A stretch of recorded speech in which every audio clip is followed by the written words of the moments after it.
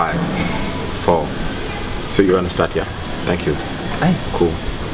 Hi, we're Just a Band, 2 members of Just a Band. I'm Daniel. This is Jim. This is Bill. I'm Bill.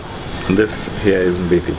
Dangling in the ether. Yeah. Being that the music that we make is really kind of electronic, so we, like, a lot of it just is made using our computers, MIDI controllers and gadgets that we get and all this kind of stuff.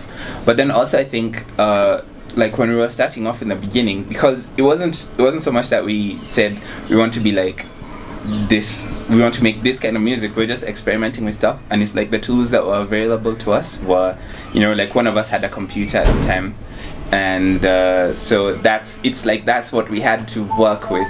So it's like even the fact that it sounds kind of electronic is just because like that's what we had at the time, and it's like we didn't have access to like a room where we could record drums and all this kind of stuff. So it's like, okay, we'll have to just make them ourselves using some program or using like plugins and all this kind of stuff. So yeah, it was much more of like a necessity type of thing. When we were starting, it was a fun thing for us. Like, okay, it wasn't necessarily fun all the time, but we do the music, we make music because we love making music. But then, like anything else, as soon as you move out of home, you realize that you have to pay bills. You can't leave. You can't tell your landlord that, hey, I can't pay your rent this month, but I have this record that is awesome. Do you want it? so I guess from now we started learning that we need to figure out ways to make money out of what we love doing, and so it's been a process. Like, it's something that we're growing into systematically.